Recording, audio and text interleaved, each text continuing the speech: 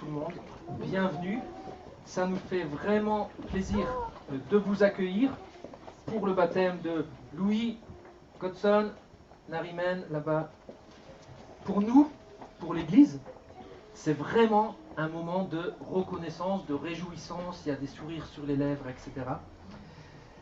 Mais peut-être que pour certains d'entre vous qui avez été invités par l'un ou l'autre des baptisés, peut-être que ça vous paraît un peu étrange. Peut-être que c'est même la première fois que vous allez voir un baptême. Et c'est vrai, ça peut être un peu étrange. 3 personnes aujourd'hui s'engagent publiquement pour Jésus. Parce que c'est ça, hein, le baptême. Aujourd'hui, Louis, Godson, Narimen s'engagent publiquement pour Jésus, témoignent publiquement, de manière visible donc, que intérieurement, ils ont décidé de se confier en Jésus-Christ, de confier leur vie et même leur avenir, leur vie éternelle en Jésus-Christ. Mais pourquoi ? Pourquoi faire confiance à Jésus ? Qui est Jésus ? Pour que ces 3 personnes, aujourd'hui, décident de lui faire confiance. Franchement, en 2025, après Jésus-Christ, si on dit après Jésus-Christ, déjà c'est quand même, il a marqué un peu l'humanité, Jésus, mais est-ce qu'en 2025, après Jésus-Christ, ça vaut encore le coup de se faire baptiser pour Jésus ? Est-ce que Jésus n'est pas un peu passé de mode ? Est-ce qu'on sait d'ailleurs qui il est ? Alors, je rêve de le faire, mais je ne l'ai pas encore fait, de faire un sondage dans les rues du Beaujolais pour poser cette question, qui est Jésus pour vous ? Je pourrais le faire là, mais je ne voudrais pas mettre mal à l'aise. Mais je rêve de faire un jour ce sondage, pour voir quelle réponse j'aurai. Mais j'imagine que j'aurai plusieurs réponses. Comme on est proche de Lyon, peut-être qu'on pourrait me répondre que Jésus, c'est un bon gros saucisson à partager entre amis. C'est vrai, ça s'appelle un Jésus. Peut-être qu'un vigneron de la région voudrait rencontrer Jésus pour savoir comment il a fait pour changer de l'eau en très bon vin, parce que ça pourrait arranger son affaire. Peut-être qu'un fan de comics pourrait voir en Jésus le super-héros des chrétiens, celui qui est vainqueur sur les forces du mal. Un historien, un prof d'histoire, on en a là dans la salle, me dirait peut-être que Jésus c'était un juif de Palestine qui est l'initiateur du mouvement religieux à l'origine du christianisme et qui c'est le personnage principal des 4 évangiles. Un humaniste me dirait que Jésus c'est un beau modèle à suivre pour vivre l'amour, la bonté, la paix, le pardon avec les autres, etc.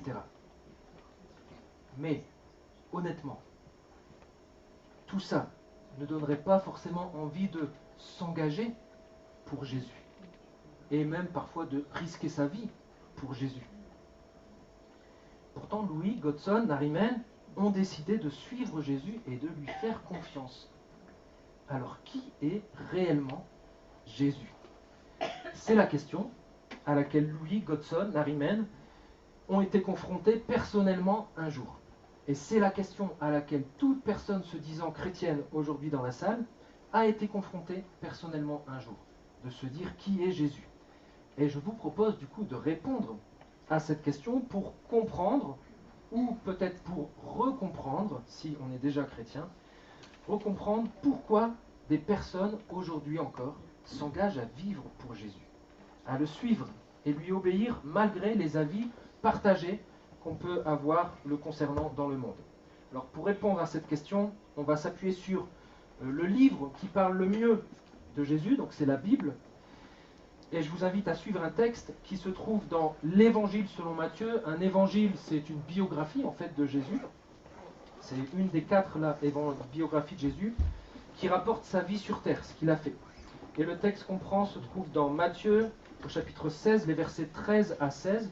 C'est un passage court. Pas d'inquiétude, si vous n'avez pas de Bible, le texte sera projeté. Et si vous voulez, à l'issue du culte, il y a des Bibles ici, vous pouvez les prendre, les embarquer chez vous et puis lire ce qu'elle raconte à propos de Jésus. Donc c'est un passage court, mais il répond à cette question. Qui est Jésus ? Et il la décompose en 3 sous-questions qu'on va découvrir nous aussi. Et on va lire le texte au fur et à mesure. Et la première sous-question qui nous est posée, c'est la suivante. Qui est Jésus pour le monde?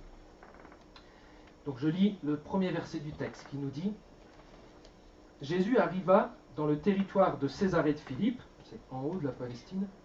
Il demanda à ses disciples ce sont les amis qui le suivent depuis longtemps: Qui suis-je d'après les hommes? Moi, le Fils de l'homme. Qui suis-je? Voilà la première sous-question. Qui suis-je? Qui est Jésus pour le monde, pour la société à l'époque qui l'entoure? Alors, peut-être si vous entendez Jésus poser cette question à ses amis les plus proches, à ses disciples: Qui suis-je d'après les hommes? Ils disent quoi les gens de moi? Peut-être qu'on pourrait trouver que c'est un peu arrogant, déplacé. Pourquoi Jésus? Est-ce qu'il veut savoir ce que les autres pensent de lui? Est-ce qu'il veut mesurer un peu sa cote de popularité? Pour reprendre un sport qui est cher à Louis, on imagine bien l'équipe de France de handball s'intéresser à ce genre de questions. On les imagine bien surveiller leur cote de popularité, leur classement, les titres, les médailles, etc. Parce que si cette équipe est surnommée les experts, c'est pas pour rien et il faut le rester. Il faut que tout le monde comprenne que c'est la formation la plus titrée de tous les temps en handball. Il faut que tout le monde comprenne que c'est la meilleure équipe de handball au monde. Et si d'autres veulent les renommer les indestructibles, il faut vite réaffirmer que non, on n'est pas les indestructibles, on est les experts. Donc il faut se poser ce genre de questions. Qui dit-on qu'on est pour qu'on réajuste et qu'on reste tout le temps ce qu'on veut être? Mais Jésus, quand il pose cette question, qui suis-je d'après les hommes, c'est pas pour changer ce que lui est ou changer ce que les autres pensent de lui. C'est pas une question arrogante. La réponse qu'on lui donnera là, ne le fera pas changer lui. Si Jésus pose cette question, c'est parce qu'il sait que pour les autres, savoir qui il est réellement est vital. Il faut que les gens comprennent bien qui il est. Parce que Jésus, dans l'histoire là qu'on est en train de lire dans les Écritures, à cette époque, depuis quelque temps déjà, Jésus et ses disciples, ses amis, parcourent la Galilée. Jésus enseigne les foules, les individus.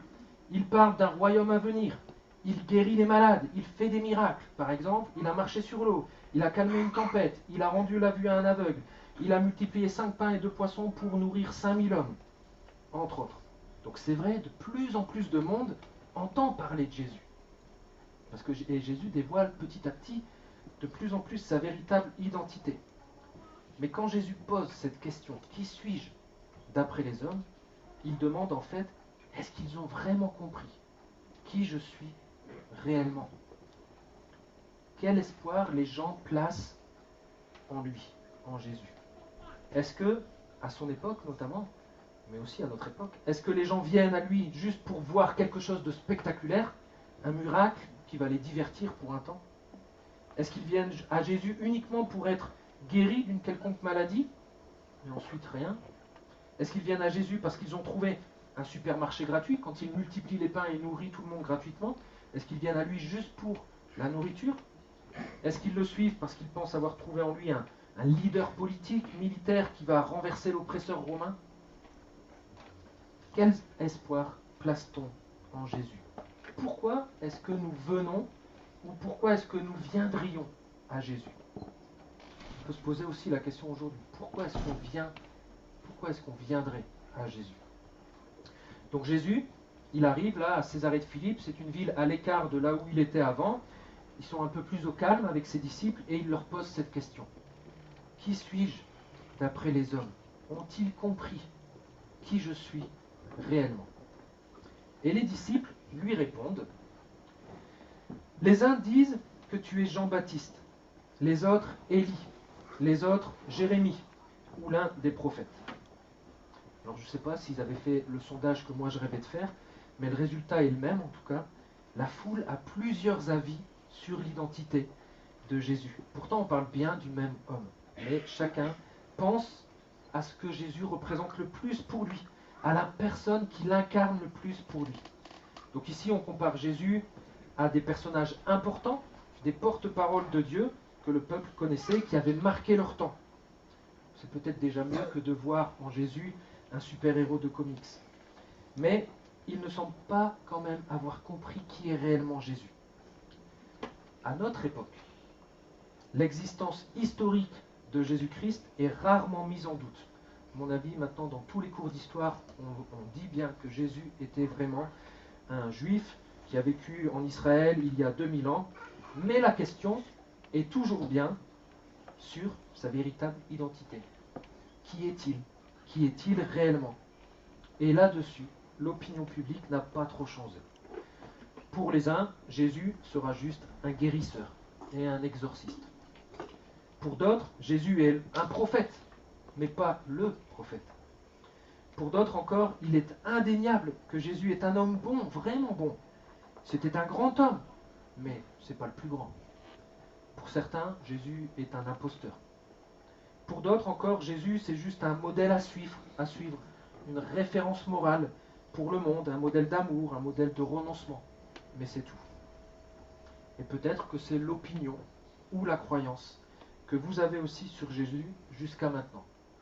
Et vous savez quoi? Moi, j'ai eu aussi plein d'opinions comme ça sur Jésus. Je suis passé par différentes opinions sur Jésus. Certainement que Louis, Godson, Narimen ont eu différentes opinions aussi sur Jésus.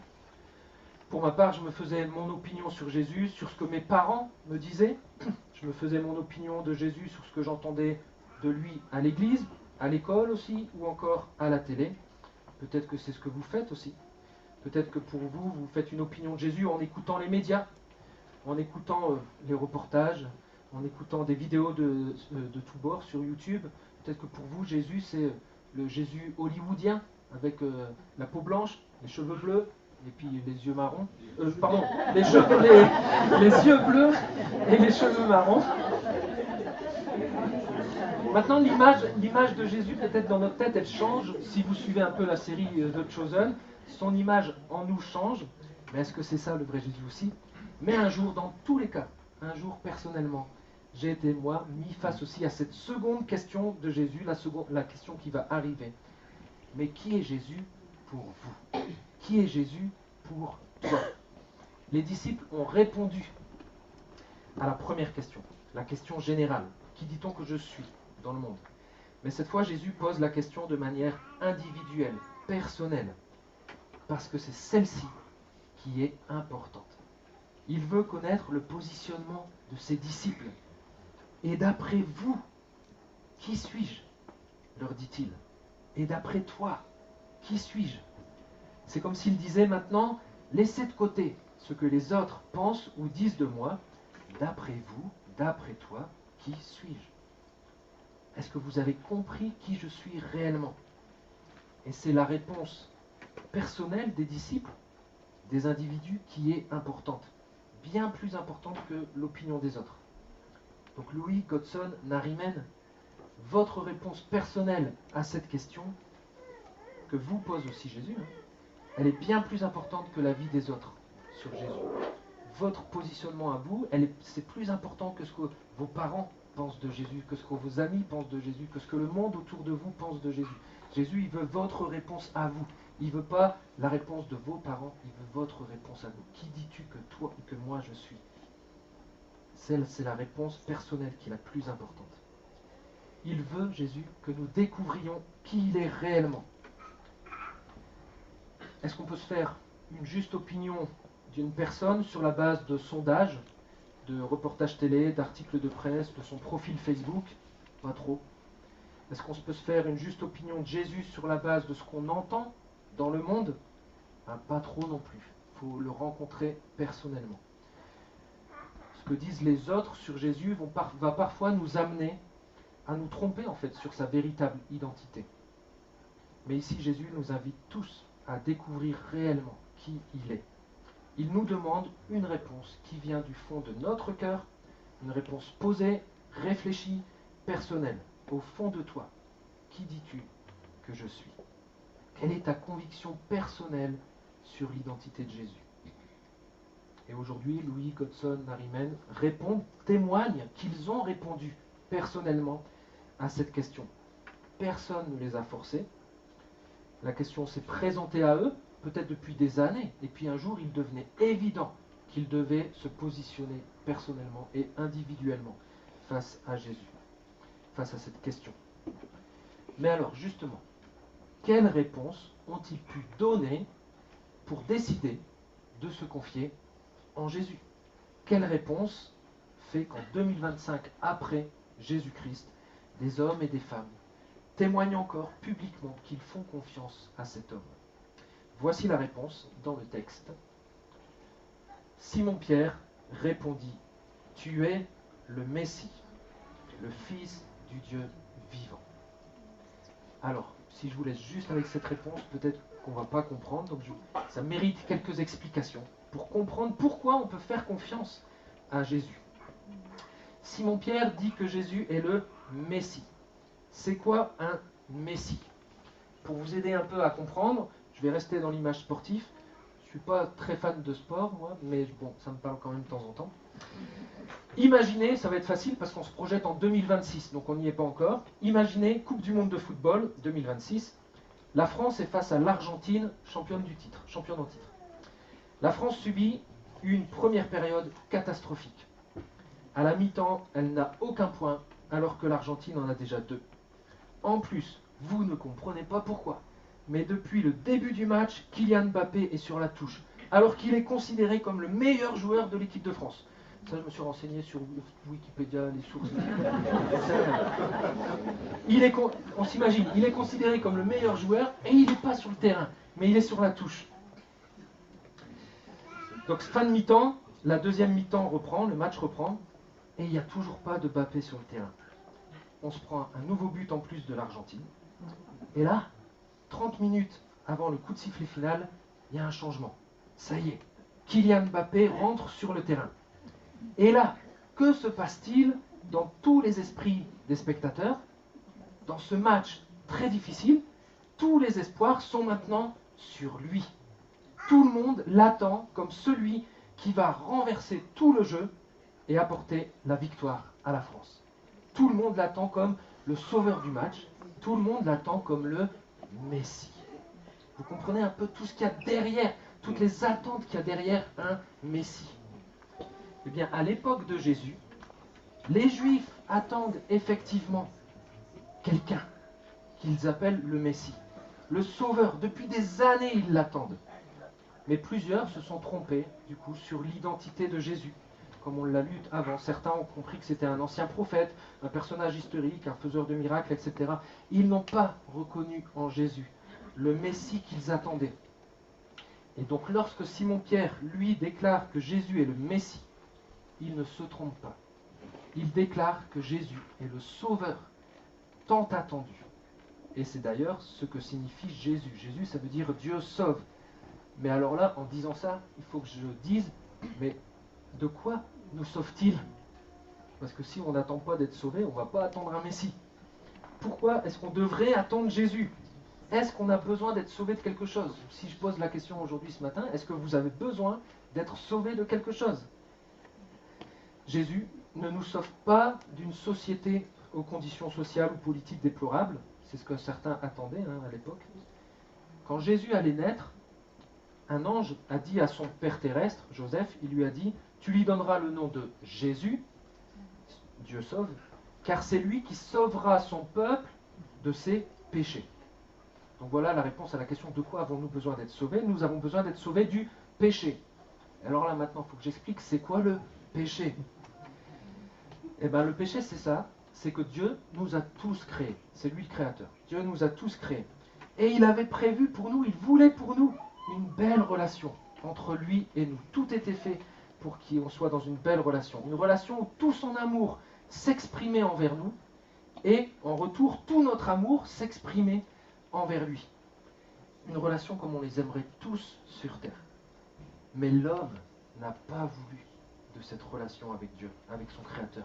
Il a rejeté l'amour de son Créateur, il s'est rebellé contre Dieu et il lui a dit « Non, c'est bon Dieu, j'ai pas besoin de toi pour ma vie. Je vais gérer ma vie tout seul, je vais me débrouiller tout seul. » Et ça, c'est le péché. Mettre Dieu à dos et dire qu'on va gérer tout seul. Ça, c'est ce que la Bible appelle le péché. C'est notre péché. Tant que nous ne sommes pas sauvés de ce péché, de cette rébellion contre Dieu, la Bible nous apprend que nous resterons du coup toujours séparés de Dieu, même après notre mort physique. Et une relation brisée à tout jamais, c'est une souffrance terrible. Il n'y a qu'à voir juste à l'échelle humaine toute la tristesse, tous les dégâts qu'occasionnent des relations brisées. Et c'est pour ça que tout homme, peu importe les époques, a besoin d'être sauvé de sa rébellion contre Dieu. Donc ça implique en effet de reconnaître qu'effectivement nous sommes rebelles à Dieu, on est séparés de lui. Ça implique de reconnaître que nous sommes incapables de rétablir la relation avec Dieu nous-mêmes. Ça implique de reconnaître qu'on a besoin d'un Messie, quelqu'un qui vienne pour renverser cette situation entre Dieu et nous et pour rétablir cette situation, pour rétablir cette relation, une juste relation avec Dieu. On a besoin d'un sauveur. Et par leur baptême, Louis, Godson et Narimen témoignent qu'ils reconnaissent tout cela en Jésus. Ils reconnaissent que Jésus est venu pour rétablir entre eux et Dieu le Père une juste relation. Simon-Pierre déclare aussi une seconde chose. Il déclare que Jésus est le Fils du Dieu vivant. Ça aussi, ça a son importance. Parce que, imaginez, si Jésus n'était pas le Fils de Dieu, il ne serait alors qu'un homme. Et comment un homme, un simple homme, pourrait sauver un autre simple homme du péché, de sa relation avec Dieu? C'est impossible. Aucun homme ne sait comment rétablir la relation avec Dieu. Et toutes les religions humaines cherchent justement ça, à rétablir la relation avec Dieu par plein de choses, mais ils le cherchent par eux-mêmes. Tu peux faire des bonnes actions, des petits sacrifices, etc. Ça ne rétablit pas ta relation avec Dieu. Et si vous pensez que Louis, Godson, Narimen accomplissent aujourd'hui un acte qui va rétablir cette relation avec Dieu, si vous pensez qu'ils accomplissent une action qui va les sauver à travers le baptême, détrompez-vous. Être plongé dans l'eau, être baptisé ne sauve personne. Mais reconnaître que Jésus est le Fils du Dieu vivant, c'est reconnaître qu'effectivement, aujourd'hui encore, seul Jésus peut nous sauver, peut rétablir cette relation entre Dieu et nous. Toutes les autres religions humaines demandent à l'homme de faire des bonnes actions pour établir la relation avec Dieu. Dans le christianisme, la bonne nouvelle, c'est que c'est Dieu qui est venu faire une bonne action pour nous, mourir sur la croix, pour que nous, on puisse être rétablis dans une juste relation avec lui. Ça, c'est la bonne nouvelle sur laquelle se fonde tout le christianisme. Ça implique de faire confiance à Dieu, c'est ça la foi. Faire confiance à Dieu, à ce que lui a fait pour nous. Ça implique de faire confiance, de croire qu'il a les capacités de nous sauver et que c'est ce qu'il a fait pour nous. Et tout ce qu'il a fait pour nous est suffisant pour nous sauver. Alors qu'est-ce qu'il a fait justement? Il a, en l'occurrence, il est mort à notre place en Jésus-Christ. À cause de notre péché, c'est lui qui est mort. Normalement, c'est nous qui devons mourir. Et à cause de notre péché, c'est lui qui est mort. Et il est ressuscité pour rétablir notre relation avec Dieu. On n'a rien à ajouter. Pas besoin de faire autre chose. Jésus a déjà tout fait. Et ça implique également, si on déclare qu'il est le Fils du Dieu vivant encore aujourd'hui, ça implique que désormais on désire vivre une nouvelle vie qui soit conforme à cette nouvelle relation qu'on a retrouvée avec Dieu. Puisque maintenant je suis en relation avec lui, eh ben je veux vivre cette relation comme il faut. Comme il l'avait prévu dès le début.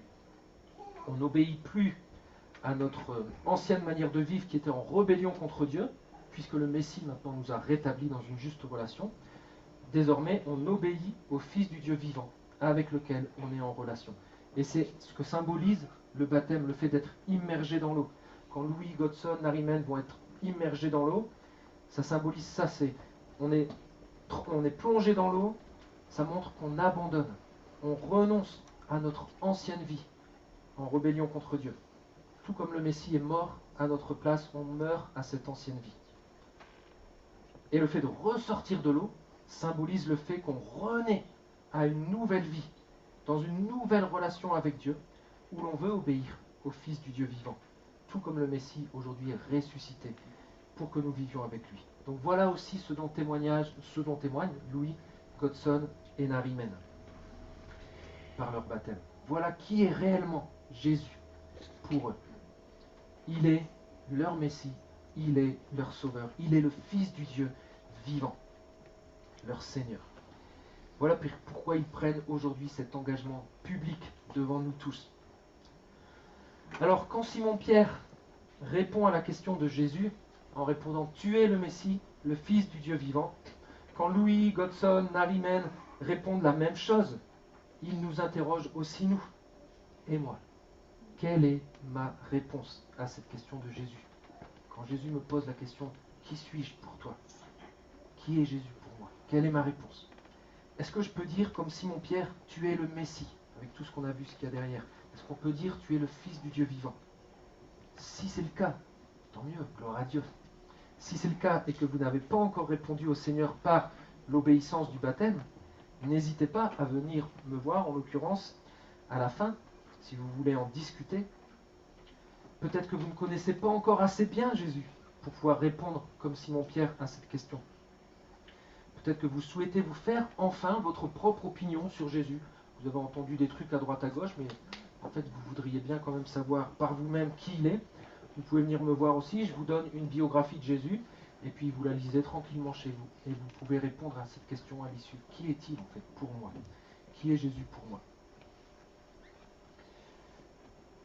Et si vous voulez être accompagné pour découvrir Jésus, on peut aussi imaginer et faire cela. Jésus nous invite tous en fait à découvrir qui il est réellement. Parce que notre réponse à cette question, elle est vitale pour l'éternité même. Elle peut rétablir pour toujours une merveilleuse relation avec le Dieu vivant. Et même se reposer cette question de temps en temps, régulièrement, quand on est chrétien, même de longue date, quand notre baptême il date d'il y a quelques années, c'est intéressant aussi pour se dire, tiens mais en fait, c'est vrai, pourquoi je m'étais fait baptiser? Qui est Jésus pour moi? Encore aujourd'hui, parce que parfois, ben voilà, on se laisse embarquer dans différentes choses, et puis on perd de vue qui est Jésus et ce qu'il a fait pour nous.